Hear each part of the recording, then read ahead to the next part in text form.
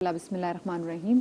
Break के बाद हम आपको एक बार फिर से खुश आमदीद कहते हैं और आज हम बात कर रहे हैं कि दुआ मांगने का असल ढंग, तरीका और सलीका क्या है।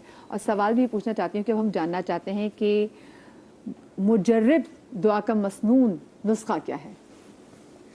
देखिए, दुआ तो तरीका तालीम कर दिया अल्लाह ने कुरान मजीद में सूरह फातिहा में। रब की तारीफ़ करनी है, अल्हम्दुलिल्लाह रब्बिल, बंदगी का इज़हार करना है, परवरदिगार हम तेरे बंदे हैं, तू हमारा खालिक है।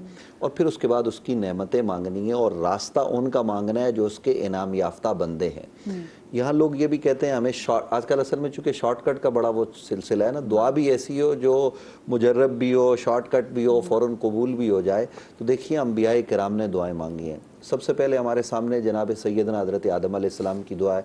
कुरान मजीद फ़ुरक़ान हमीद में उसका ज़िक्र है। कुछ अहादीस ऐसी भी हैं जिनमें ये ज़िक्र मौजूद है कि जनाब सैयदना हज़रत आदम अलैहिस्सलाम ने ज़मीन पर जब दुआ मांगी तो वो दुआ ये मांगी कि ए अल्लाह, मुझ पर तू अपना रहम कर बेहक़ मोहम्मद, मोहम्मद सल्लल्लाहु अलैहि वसल्लम, जी जी, हुज़ूर अलैहिस्सलाम के वसीले से दुआ मांगी।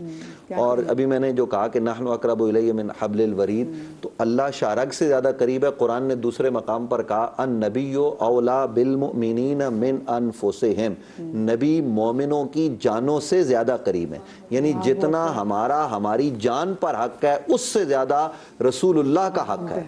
तो इसलिए रसूल अकरम सल्लल्लाहु अलैहि वसल्लम के वसीले से दुआ मांगना। और फिर अहले बैत अतार का वसीला, एक दूसरी रिवायत है कि जनाब आदम अलैहिस्सलाम ने अहले बैत का वसीला पेश किया। और यहाँ ये भी मैं अर्ज़ कर दूँ कि अल्लाह को मनाने का सबसे आसान रास्ता हुज़ूर अलैहिस्सलाम की ज़ात है। और हुजूर को मनाने का सबसे आसान ज़रिया कौन सा है? वो जनाब सैयदा पाक की ज़ात है। बुज़ुर्गों ने ये लिखा है, बल्कि मुजद्दिद पाक से लेकर और बड़े बुज़ुर्गों की ये उनका मुजर्रब है कि जब हमें कोई बात मनवानी होती मदीना मुनव्वरा हाज़री के वक्त, तो हम दरे सैयदा ज़ारा पे जाते कि आप अपने बाबा से कहिए। और फिर सैयदा पाक के वसीले से जब दुआ मांगते तो वो दुआ अल्लाह की बारगाह में कबूल हो जाती। तो इसलिए ये वो मुक़द्दस बारगाह हैं कि जिनका एहतराम करके हम दुआ मांगे। और दुआ में हमने ये करना है कि हम अल्लाह ही से लो लगाएं और अपने आप को खालिस करें, रिज़्क़ हराम से अपने आप को बचाएं और गलाज़तों नजासतों से दूर करके अपने आप को पाकीज़ा करके जब अल्लाह की बारगाह में पेश करेंगे तो अल्लाह रब्बुल आलमीन अता करेगा। और रमज़ानुल मुबारक के अय्याम देखिए, रोज़ाना इफ्तार के लम्हात में एक ऐसा लम्हा होता है कि जब आप जो मांगते हैं अल्लाह ताला आपको अता फरमाता है। तो वो जायज़ दुआएं अपने लिए मांगें, अपनी कौम के लिए मांगें, लेकिन खुलूस नीयत के साथ किसी को दिखाने के लिए नहीं। और दुआ में पूरी तवज्जो अल्लाह रब्बुल आलमीन की तरफ, और ऐसे हो जब आप इबादत कर रहे हैं तो उसको देख रहे हैं। और कम अज कम ये करें, अगर आप ये नहीं कर सकते तो कम अज कम ये करें, फ़इल्लम तकुन तरा फ़इन्नहु यराक, अल्लाह आपको देख रहा है। तो जब अल्लाह रब्बुल आलमीन आपको देख रहा है, मैं आपके सामने अभी बात कर रहा हूँ और मेरी तवज्जो आपकी तरफ, ज़ुबैर भाई की तरफ और कैमरे की तरफ ना हो, मैं उधर उधर मुतवज्जो हूँ, तो लोग क्या कहेंगे, आप क्या कहेंगे कि इनका क्या अंदाज़ है। और मैं अल्लाह से मांग रहा हूँ, मेरी तवज्जो कहीं और है, किसी और में है, तो फिर हम कहते हैं दुआएं कबूल नहीं होती। भाई सबसे पहले मांगने का ढंग सीखें, सलीका सीखें, और वो नबी अलैहिस्सलाम ने बता दिया, सहाबा किराम ने हमें सिखा दिया, उसके मुताबिक हमें आगे बढ़ना है। अल्लाह ताला हमें इसकी तौफीक नसीब। यानी कि सहाबा की सुन्नत भी ना ज़ुबैर भाई को भी अगर दर सैयदा से रुजू कर रहे हैं। बिल्कुल सही बात है। ये तो मेहदी साहब, मैं ज़रा ये जानना चाहूँगा कि हम कहते हैं कि अल्लाह ताला जो है वो दिलों के हाल जानता है, और ज़ाहिर है कि अलीमुम बिज़ाति सुदूर है अल्लाह ताला की ज़ात। तो मेरी जो हाजत है, मैं अंदर अंदर से परेशान हूँ, मैं दुखी हूँ, मैं बड़ा प्रॉब्लम में हूँ, मैं सोच रहा हूँ कि कहाँ से मुझे कोई हेल्प मिल सकती है, वो सारी मेरी तकलीफ़ों से वाकिफ़ है। तो क्या ज़रूरी है कि मैं जो है वो अल्लाह ताला से दुआ ही करूं? क्या वो मेरी अलीमुम बिज़ाति सुदूर होने की वजह से कुदरत नहीं रखता कि मेरी वो हेल्प कर सके, मेरी हाजत को पूरी कर सके? यकीनन वो अलीमुम बिज़ाति सुदूर है। दुआ मांगने में थोड़ा सा कॉन्सेप्चुअली हमें ठीक होना पड़ेगा। जी, दुआ मांगने का मतलब ये नहीं कि खाली वो मिल जाए मुझे। जी जी, बंदगी का इजहार है दुआ। बहुत बंदगी का जो इजहार है ना, बहुत खूब, वो उस मांगने से है, रब की बारगाह में सजदा करने से। देखें, एक दुआ है सादिक़ आले मोहम्मद इमाम जाफ़र सादिक़ अलैहिस्सलाम की तालीम करता, उसमें या मैं युअती मन सअला, ए वो कि जो उसे भी अता करता है जो तुझसे मांगता है, या मैं युअती मन लम यसअलु, तो उसे भी देता है जो तुझसे नहीं मांगता। काफिरों को नहीं दे रहा क्या अल्लाह? हाँ। फिरौन को भी ज़ाहिर में अल्लाह ने बहुत कुछ दुनिया की नेमतों से नवाजा हुआ था, ठीक है। اور تو اسے بھی دیتا ہے جو تجھے نہیں پہچانتا. نہ مانگنا تو دور کی بات, جس کو پتہ ہی نہیں اللہ سبحانہ و تعالیٰ کا, اللہ تو اس کو بھی دے رہا ہے. بالکل صحیح. تو پھر دعا مانگنے کا فائدہ کیا ہوا؟ دعا فقط اس چیز کو طلب کر لینے کا نام نہیں ہے کہ مل جائے. دعا اس بات کے اظہار کا نام ہے کہ مل کہاں سے رہا ہے مجھے پتا ہے, ٹھیک ہے نا, اس لیے میں مانگ رہا ہوں. بالکل صحیح. تو ایک ہے اس میں اظہار بندگی, سب سے پہلی بات ہے. دوسرا یہ کہ دعا کبھی بھی آپ کو آپ کی ایفرٹ سے بے نیاز نہیں کرتی, یہ بہت ضروری ہے. اس کو ذرا واضح کیجیے. جی, آج جمعہ کا دن ہے, میں آیت پڑھتا ہوں, وَإِذَا قُضِيَتِ الصَّلَاةُ فَانتَشِرُوا فِي الْأَرْضِ. جب نماز پڑھ لو تو زمین میں پھیل جاؤ, وَابْتَغُوا مِن فَضْلِ اللَّهِ. اللہ کا فضل تلاش کرو. اس کا آپ یہ مفہوم بھی لے سکتے ہیں کہ اللہ پہلے تو یہ کہہ رہا ہے نماز پڑھنے کے بعد محنت کرو نا, روزگار کماؤ, ٹھیک ہے. جب کچھ مل جائے تو اسے اپنی محنت کا کمال نہ سمجھنا, فضل خداوندی سمجھنا. تو اس کا مطلب ہے کہ آپ اپنی اس محنت سے, اس ایفرٹ سے, اس کوشش سے مستغنی نہیں ہو سکتے, وہ آپ نے پوری طور پر کرنی ہے. لیکن آپ دعا اس لیے مانگ رہے ہیں کہ آپ اپنی اس ایفرٹ اور کوشش کو حقیر سمجھتے ہیں کہ جب تک وہ مسبب الاسباب کا اذن نہ ہو تو یہ سارے اسباب ہیچ اور حقیر ہیں. تو آپ کا ایمان اسباب پہ نہیں رہتا, مسبب الاسباب پہ ہوتا ہے. یہ دعا کا مطلب ہے. جیسے ایک بچوں کے لیے میں مثال دوں, اگر بچے بھی دیکھ رہے ہوں, ایک مزاحیہ مثال دی جاتی ہے لیکن ہے سمجھنے کے لیے. ایک بچہ بڑا گڑ گڑا کر دعا کر رہا تھا کہ اللہ مینار پاکستان کسی طرح کراچی میں ہو جائے, آ جائے, اور مزار قائد کسی طرح سے لاہور میں چلا جائے. تو ماں نے کہا یہ کیا بات کرو, کہ میں امتحان میں یہ لکھ کے آیا ہوں, تو میں اس لیے کہہ رہا ہوں اللہ سے کہ مزار قائد لاہور میں ہے اور مینار. آپ نے پہلے اس امتحان کے لیے ایفرٹ پوری خود کرنی, پھر دعا مانگنی. یعنی یہ کہ دعا اس بات کا آپ کو سرٹیفکیٹ نہیں دیکھتی میں دنیا میں ہر قسم کا جرم کروں, اس کے بعد 2 تھپڑ ماروں اپنے گال پر اور ٹھیک ہو جاؤں, ٹھیک ہے. تو اس کانسیپٹ کو بھی صحیح طرح سے سمجھنے کی ضرورت ہے. اور آخری بات یہ کہ جہاں تک وسیلے کی بات ہے, جمعے کا دن ہے, جب اللہ سبحانہ و تعالیٰ نے اپنا بھی تعارف کرا, یسبح للہ ما فی السماوات و ما فی الارض ملک القدوس العزیز الحکیم. وہ خدا وہ ہے کہ جو ملک ہے, قدوس عزیز حکیم ہے. هو الذی بعث فی الامیین رسولا منهم یتلو علیہم آیاتہ ویزکیہم ویعلمہم الکتاب والحکمہ وان کانوا من قبل لفی ضلال مبین. اور وہ خدا وہ ہے کہ جس نے امیین میں ایک رسول کو بھیجا جس کا کام یہ کہ آیات کی تلاوت کرے, کتاب و حکمت کی تعلیم دے, اس سے پہلے تم کھلی ہوئی گمراہی میں مبتلا تھے. اللہ نے اپنا تعارف بھی کروایا ہے مصطفیٰ صلی اللہ علیہ وسلم کے ذریعے سے. دیکھیں ہمیشہ معمولاً یہ ہوتا ہے کہ صغیر کا تعارف ہوتا ہے کبیر کے ذریعے سے, ایسا نہیں ہوتا کہ کبیر کا تعارف ہو صغیر کے ذریعے سے.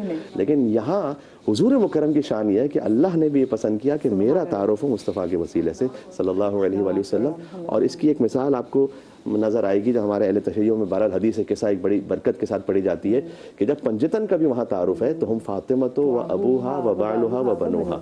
جب اللہ سبحانہ و تعالیٰ نے تعارف کروایا تو کہا یہ فاطمہ ہے سلام اللہ علیہا, اور یہ فاطمہ کے بابا ہیں, فاطمہ کے شوہر ہیں, فاطمہ کے بچے ہیں. یعنی مرکز جو ہے نا ایک مستور کو قرار دیا اللہ سبحانہ و تعالیٰ نے. یعنی بیٹی اس شان کی ہو کہ جو بابا کے لیے وجہ تعارف بن جائے, جو شوہر کے لیے وجہ تعارف بن جائے, جو بچوں کے لیے وجہ تعارف بن جائے, ایسی ماں ہو. تو پھر ان کا جب وسیلہ ہو تو پھر اللہ سبحانہ و تعالیٰ یقیناً نظر کرم فرمائے. کیا خوبصورت بات. اور جو وسیلے سے کی بات اور ایسے مقام کی بات بھی کہ جہاں پر دعا کبھی رد نہیں ہو سکتی, تو یہاں سے یہ تو سیکھ لیا کہ در سیدہ پہ آ کے اگر آپ اللہ سے کوئی دعا کرے تو دعا رد نہیں ہو سکتی. اور ایسے کون سے مقام ہیں کہ جہاں پر آپ جا کے اگر دعا کریں تو آپ کو یہ پتا ہوگا کہ میری دعا ضرور قبول ہوگی؟ خانہ کعبہ کو دیکھتے ہوئے جیسے ہی آپ کی پہلی نگاہ پڑتی ہے اس وقت آپ دعا مانگیں تو اللہ قبول کرتے ہیں. میں تو یہ سمجھتی ہوں کہ جب جس بندے نے نیت سے اللہ کو پکار لیا دعا قبول ہوتی ہی ہوتی ہے. شرط یہ ہے کہ اس کا کنیکشن اللہ سے مضبوط ہونا چاہیے. تو کنیکشن کے لیے کیریئر تو چاہیے, نیٹ ورک تو چاہیے. بالکل ایسا ہی ہے, بالکل ایسا ہی ہے. اسی طرح سے حجر اسود کے قریب دعائیں قبول ہوتی ہیں, مقام ابراہیم کے قریب دعائیں قبول ہوتی ہیں. اب وہاں بہت سارے لوگ کہیں گے کہ بھئی وہاں تک پہنچے کیسے, تو آپ کو اللہ تعالیٰ نے نبی صلی اللہ علیہ وسلم ارشاد فرماتے ہیں کہ اگر کوئی محبت سے اپنے ماں باپ کو دیکھتا ہے اللہ تعالیٰ حج مقبول کا سبب عطا فرماتے ہیں. ٹھیک ہے, تو جب ہم ان کو دیکھیں اور پھر دعا مانگیں. اور یہی اسی طرح سے اگر مجھے کوئی چیز چاہیے, نبی صلی اللہ علیہ وسلم کی حدیث اتنی کوئی خوبصورت حدیث ہے. نبی فرماتے ہیں جب تم اپنے بھائی کے لیے کوئی دعا کرتے ہو, مثال کے طور پر میں آپ کے لیے دعا کروں, اگر میں جانا چاہتی ہوں حج پر تو میں کہوں مدیہ اللہ تعالیٰ آپ کو حج کی سعادت نصیب کریں, تو ابھی میں نے آپ کو یہ دعا دی ہی تھی, اللہ رب العالمین میرے حق میں پہلے اس دعا کو قبول فرمائے گا. جب بندہ اپنے بھائی کے لیے کوئی دعا کرتا ہے تو اللہ اس کے حق میں اس دعا کو پہلے قبول فرما لیتا ہے.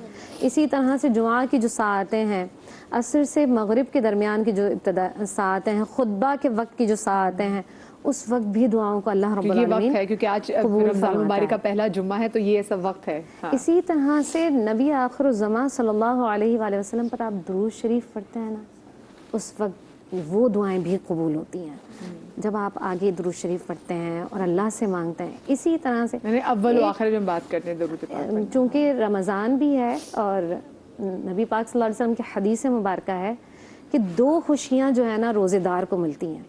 ایک تو افطار کے وقت ملتی ہے اور ایک اس وقت جب وہ اپنے اللہ سے ملاقات کرے گا.